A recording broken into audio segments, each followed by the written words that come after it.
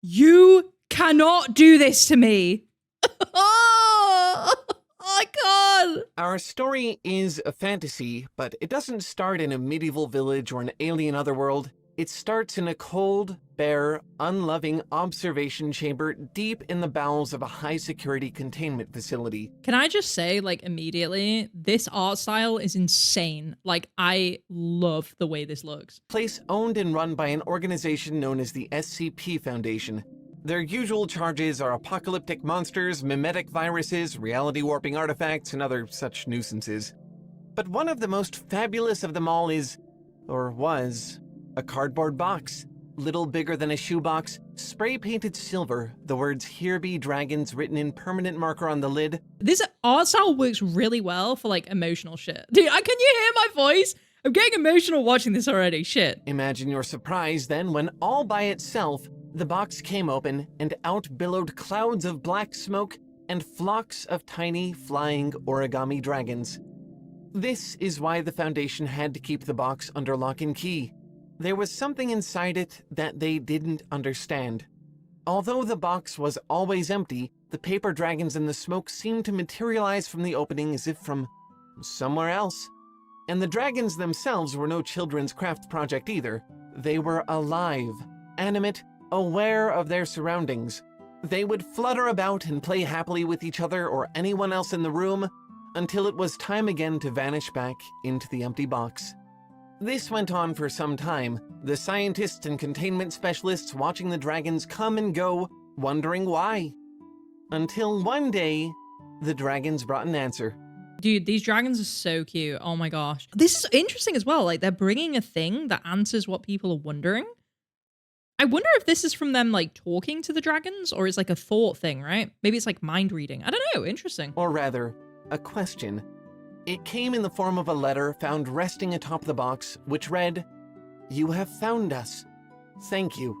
It has been so long since we last saw each other, friends. The peace has been upheld. The giants and behemoths have kept their word and have not caused any trouble since you last came and gave the order.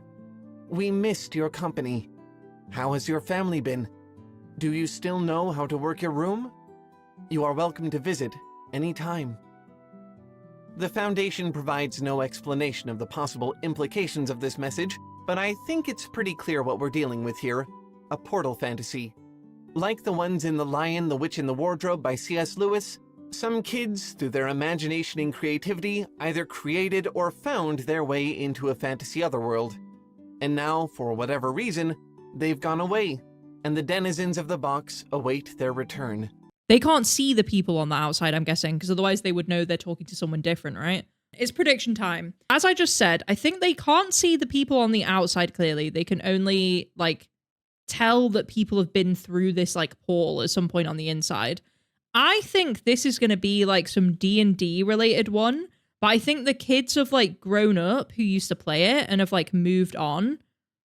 And I guess the box felt like it was like a figment of their, like, imagination when they were kids. They didn't realize it was maybe an SCP. That's my thinking. I think the box is the SCP. Like, imagine kids playing D&D and then they, like, manifest this box and then it goes away. It's like Toy Story and the kids grow up and they don't play with it anymore. No! Later the same year, another letter arrived from within the box. This time it said, "It's strange to see how much your world has changed. It is even stranger to see how we now appear in this place. In fantasy, we are much bigger. Or maybe you've grown taller? Fantasy is still the same. We hope you can visit us like you used to. Though our room is as grand as ever, it appears yours has shrunken? We do not understand. The rooms were supposed to be maintained, as was our agreement. Please, restore the belief." Well, this is a twist. I'm confused because it seems like they can see outside the box, but they can't see the people outside the box. Like, they think they're still talking to the same person. Now I'm thinking the box isn't the SCP. Now I'm thinking, like, something has happened, something anomalous has happened that has made someone, I guess maybe it is the SCP, that has made someone's imagination turn into this box, right? And I think as the person has gotten older over time, and, like, they've faced life and they've been through, like, adulthood and stuff, I think their box of their imagination has gotten smaller. Brace yourselves. It seems the dragons were starting to understand that things had changed, though it was difficult for them to grasp how. The children's bedroom, which had been the conduit from one world to another, had now been replaced with this sad little containment chamber, and without the belief of the children who'd found them, they could only manifest in our world as shadows of their true selves, these little paper things. But their hope wasn't yet gone.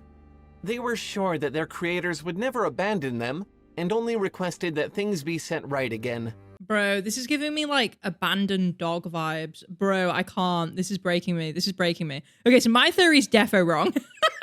Both my theories, I think, were defo wrong. I think I was getting too metaphorical with it. I got lost in the sauce.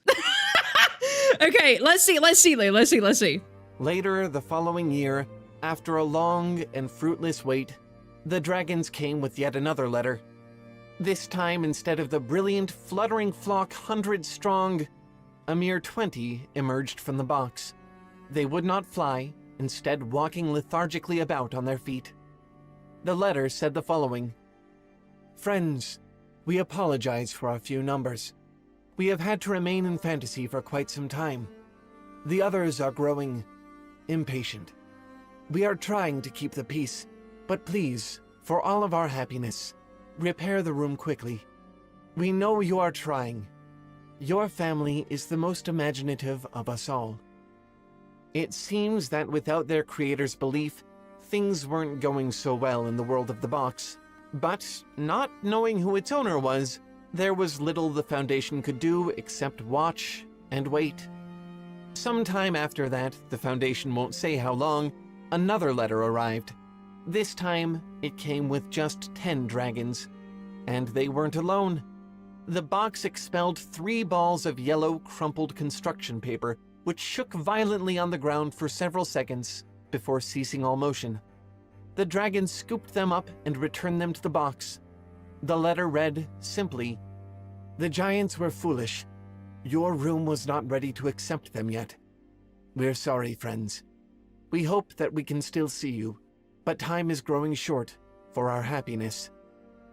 The dragons, apparently the ones closest to the children whose imagination made this portal between the worlds possible, were barely able to materialize as paper dolls in a world that doesn't believe in them. The giants never stood a chance. After that, carried by just 5 dragons this time, another letter. Tensions are rising. Fantasy is becoming darker. We, the serpents and the hybrids, are furiously trying to hold them back, but the giants and the elves wish to strike and make an entrance. They say that your family has grown stupid and ignorant. We hope this is untrue. It would sadden us all greatly to know that you have forgotten. This is like making me wonder if they had maybe been in the middle of like a game, right? Maybe they were in the middle of like a game or something when they stopped playing with like this box. And it's making me wonder if when they stopped playing, it was like at a point where they were going to have like a big battle with these elves and giants, maybe. There's some heavy stuff. As the reality of their abandonment set in, it seems as though the creatures of fantasy were becoming desperate. My guess is that it escalated into a conflict not between the races of their world, but between their beliefs. That they must either grasp hold of reality themselves if they want to be a part of it, or trust their fate to the hands of absent creators. Eventually, a single red dragon pulled itself out of the box. Wings torn, noticeably crumpled, it collapsed to the floor and did not move again. As the life went out of it, its body unfolded into a sheet of paper bearing a message only 3 words long. War. Goodbye, friends. Over the next 6 weeks, the box became a miniature apocalypse. Columns of flame burst from within over and over, hot enough to melt steel, taller than a man. It spewed out shreds of torn paper, crumpled paper balls, and the lifeless bodies of the paper dragons. Near the end, instead of paper scraps, the box began to release what looked like scraps of flesh. And then, for 7 long months, nothing. I'm like really curious to see how this ends. When a message finally did arrive, for the first time since the box had come into the Foundation's possession, it came without a messenger. They found it lying inside the box, words blurred and stained with blood on the parchment.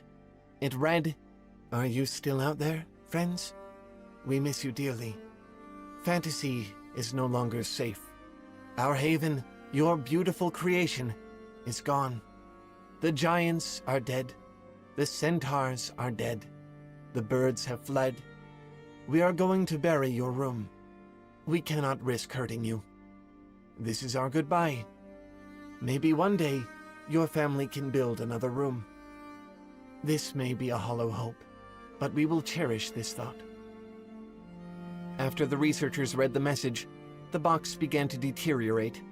The dragons seemed to be holding on to an ember of hope, but it didn't stop the smoke from rising out of the box one final time. It didn't stop the words, "Here be dragons," from burning away forever. This is interesting as well, because the SCP Foundation is meant to secure, contain, and protect. Would this count as them technically not protecting it? Because they're kind of letting it eat away at itself, which is like an interesting approach we've seen from the SCP Foundation anyway. Because usually they will like try and like keep it in one piece, right? I'm interested like why the different approach with this one, right? I think the protect is to protect humanity from them. That is true, but isn't there a rule? Maybe it's not a rule necessarily, but there's like a general sentiment within the SCP Foundation that you should not destroy the SCPs because you don't know A, what they're going to turn into, or B, what they're going to be useful in fighting like against something in the future, right? If like an SCP gets out of hand. Yeah, they didn't technically destroy this one, but I'm like wondering what the kind of thinking was behind it, right? Because the other SCP, they'll get like upset if you destroy other SCPs, right? So I'm kind of curious what like the conversation was behind this one with it kind of falling apart. Like, would they try and do something, or are they just kind of like, eh? The Foundation received one final message from the box, a papyrus scroll. Most of it was covered in a painting of a mountainous landscape filled with large trees and waterfalls. In the bottom right corner, written in black ink, were their parting words. "Master says that we won't see you again. We are sad. So are the remaining others. We once filled each other's heads with dreams and goals. It is so sad that we cannot share them any longer.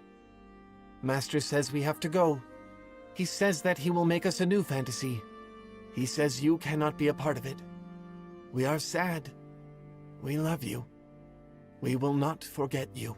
Bro, the fucking abandoned dog vibes are actually going crazy here. I can't.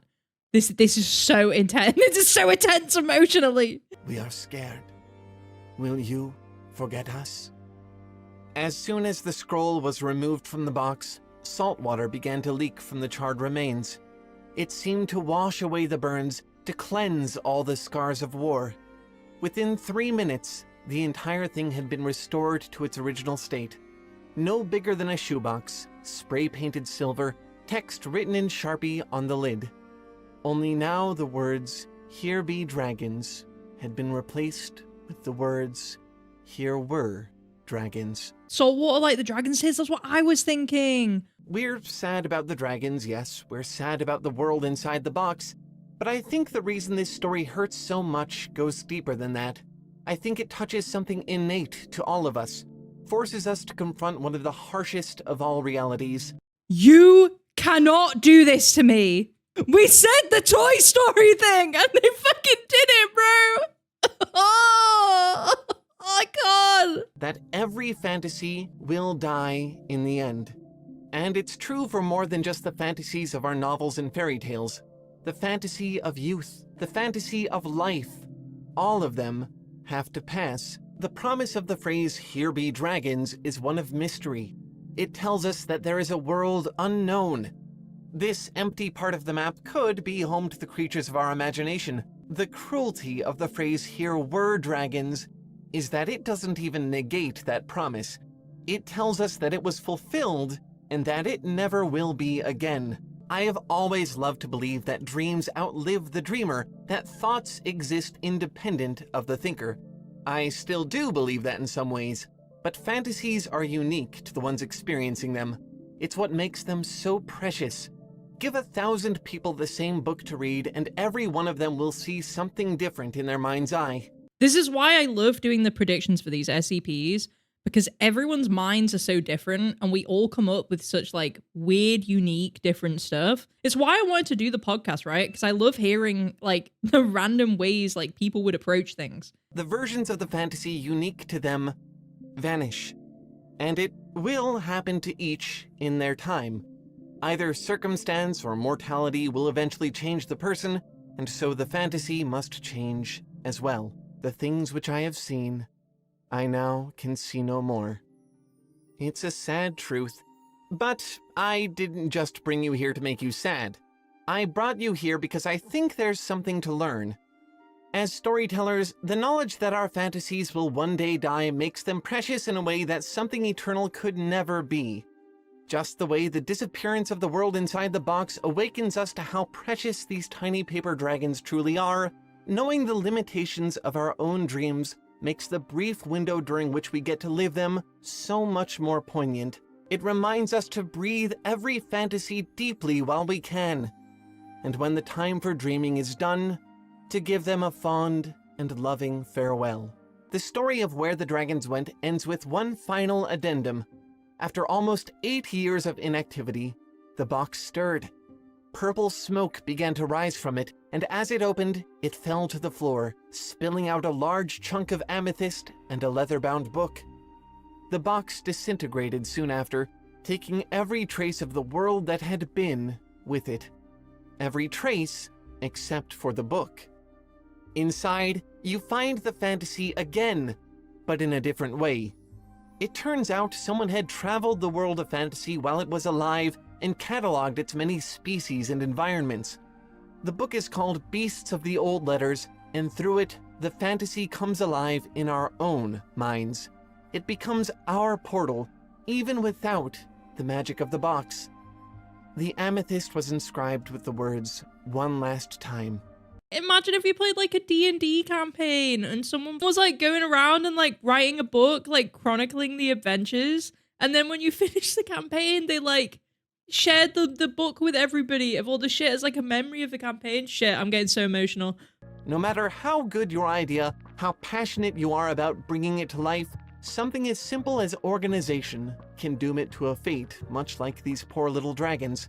Bro, this guy is speaking to my soul right now. This is like the same problem that everyone has when they're an adult and they're trying to organize a D&D game, and it's such a fucking nightmare, bro. That was a heavy SCP. That was a really heavy SCP, bro. That was such a whimsical, stylized fucking animation and telling that of that story. Oh my god. And like the flashbacks to fucking like Toy Story and shit, whilst they're fucking brutal. That was kind of cool to see. That was kind of cool to like contextualize a lot of stuff. I'd love to watch more from this creator.